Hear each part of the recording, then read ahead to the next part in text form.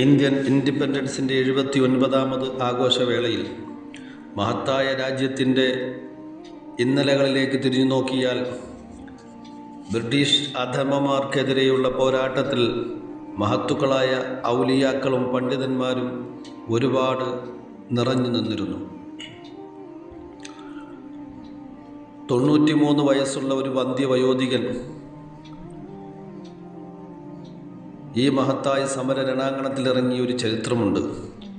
ബ്രിട്ടീഷുകാർ ജമ്മിമാരെയും കൂട്ടുപിടിച്ചുകൊണ്ട് സാധുക്കളായ കർഷകർക്കെതിരെ പോരാടിയപ്പോൾ, അവരെ ഉപദ്രവിച്ചപ്പോൾ ഒരു സമാനമായ സംഭവം നടന്ന ചേറൂരിൻ്റെ മണ്ണിലേക്ക് ഒരു വന്ധ്യവയോധികനായ ഒരു മനുഷ്യൻ മുഖം മൂടി ധരിച്ചുകൊണ്ട് ആ മണ്ണിലേക്ക് വന്നു.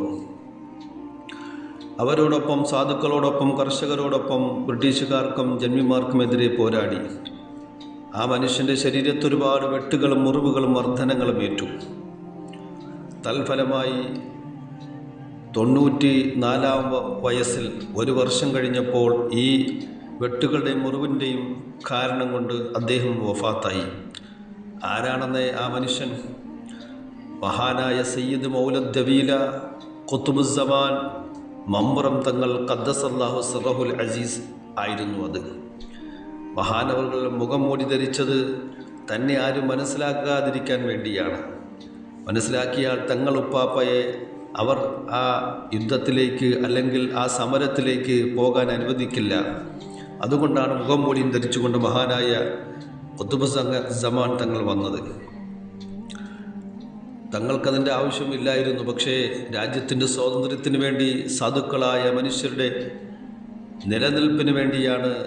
ഹുബ്ബുൽ വത്തനി മിനൽ ഈമാൻ, സ്വരാജ്യ സ്നേഹം വിശ്വാസത്തിൻ്റെ ഭാഗമാണെന്ന ആപ്തവാക്യം മനസ്സിലാക്കിക്കൊണ്ടാണ് തങ്ങൾ വന്നത്. അതെ, ഇന്നും നാനാജാതി മതസമൂഹവും സർവ്വ മനുഷ്യരും ആദരിക്കുന്ന, ബഹുമാനിക്കുന്ന മഹാനായ ഖുത്ബുസ്സമാൻ തങ്ങളായിരുന്നു.